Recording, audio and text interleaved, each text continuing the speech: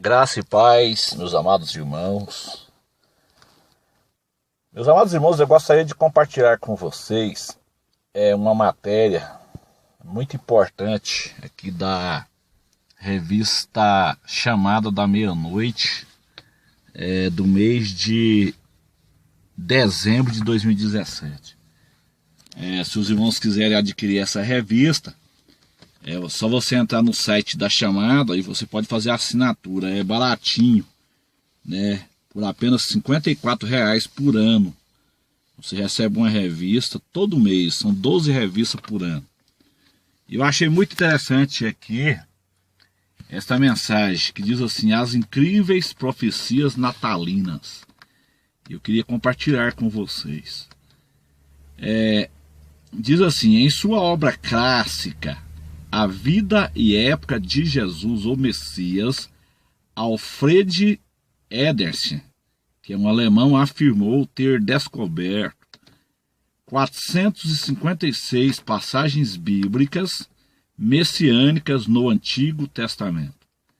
Se desconsiderarmos as repetições, teremos mesmo assim mais de 100 profecias diferentes que descrevem detalhadamente a chegada do Messias à Terra.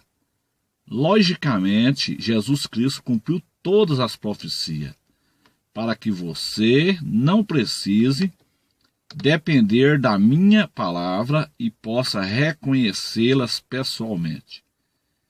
A seguir, então, menciono algumas profecias messiânicas essenciais que foram cumpridas com o nascimento de Jesus Cristo em Belém de Judá. 700 anos antes do nascimento de Jesus, o profeta Miqueias já anunciou que o Messias deveria nascer em Belém Efratá.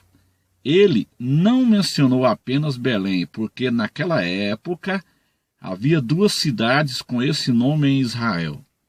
Miqueias foi muito preciso, então ele indicou Belém da Judéia como local de nascimento do Messias.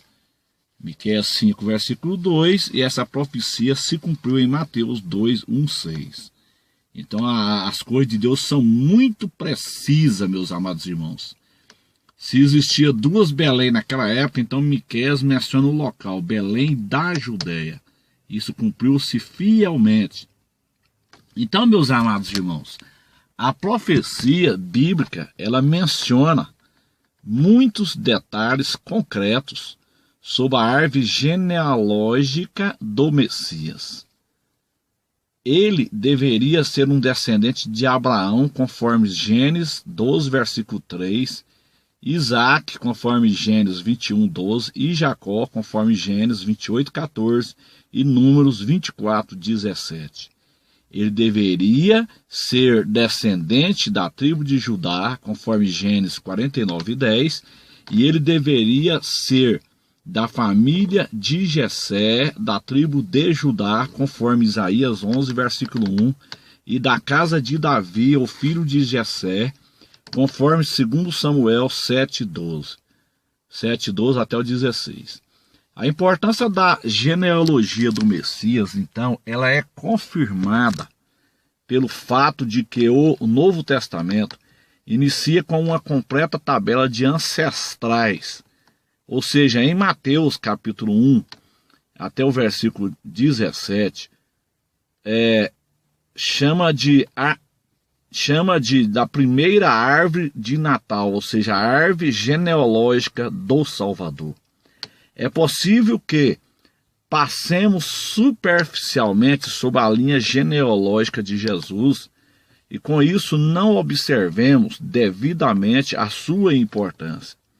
Para satisfazer os requisitos especiais da genealogia do Messias, ela deve apresentar uma linha ininterrupta de descendentes masculinos, desde Abraão, passando por Isaac, Jacó, Judá, Isaac, Jacó, Judá, Jessé, Davi, seguindo até Jesus. Cerca de 1000 anos mais tarde, O período total dessa árvore genealógica profética abrange quase 2.000 anos de história. Em vários pontos, essa linha correu o risco de ser interrompida. Por exemplo, houve a época em que uma rainha perversa chamada Atalaia tentou eliminar toda a descendência real da casa de Judá, conforme 2 Crônica 22, versículo 10. A tia de Joás, no entanto, escondeu o menino durante 6 anos, salvando-o de morrer. E todas as promessas messiânicas dependiam desse jovem rei escondido, até que ele, aos 7 anos de idade, assumiu o trono e posteriormente gerou descendentes. Para nós conscientizarmos da grandiosidade desse milagre, que manteve a linha messiânica ininterruptamente durante 2.000 anos, vejamos o que aconteceu a Abraham Lincoln e seus 4 filhos. Lincoln nasceu em fevereiro de 1809. Ele com sua esposa, Mary, tiveram 4 filhos. Um deles morreu ainda na infância, outro quando era jovem e o terceiro quando adulto, antes de ter casado. O único deles que casou e teve filhos foi Robert Todd. Ele e sua mulher tiveram 3 filhos.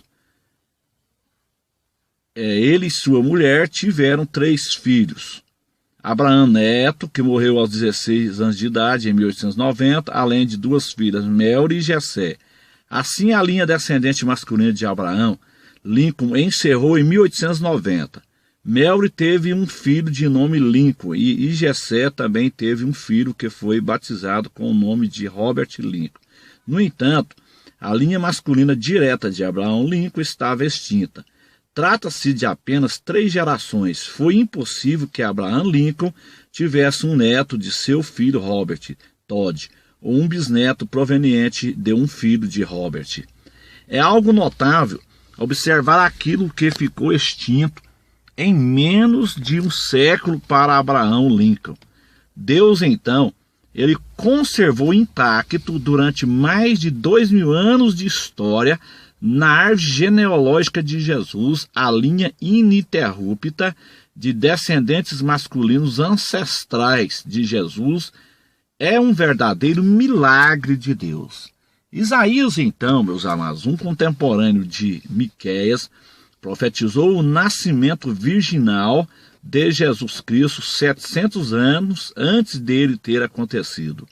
Miqueias predisse o local de nascimento de Jesus e Isaías anunciou o seu nascimento virginal. Isaías 7,14, Mateus 1, 21, 23 se cumpriu. As 70 semanas em Daniel, capítulo 9, versículo 24, são a maior profecia já proclamada. Ela determinava o ponto exato em que o Messias apareceria e se manifestaria ao povo judeu. Irmãos, se nós calcularmos o período entre o decreto para a reconstrução e o restabelecimento de Jerusalém, em 5 de março de 444 a.C., até a chegada do Messias como príncipe de Israel, vai chegar na data de 30 de março de 33 DC. Então nós chegaremos a um total de 173.880 dias, onde se cumpriu as 69 semanas de Daniel com a morte do Messias. Jesus, então, precisaria nascer em tempo para que fosse adulto no ano 33 DC. Essa profecia, então, ela marca o tempo de uma geração para o seu aparecimento. O nascimento de Jesus foi um milagre. É impossível que alguém invente todas essas profecias e em seguida as cumpra. Do mesmo modo, é impossível que Jesus Cristo tenha sido apenas um mito.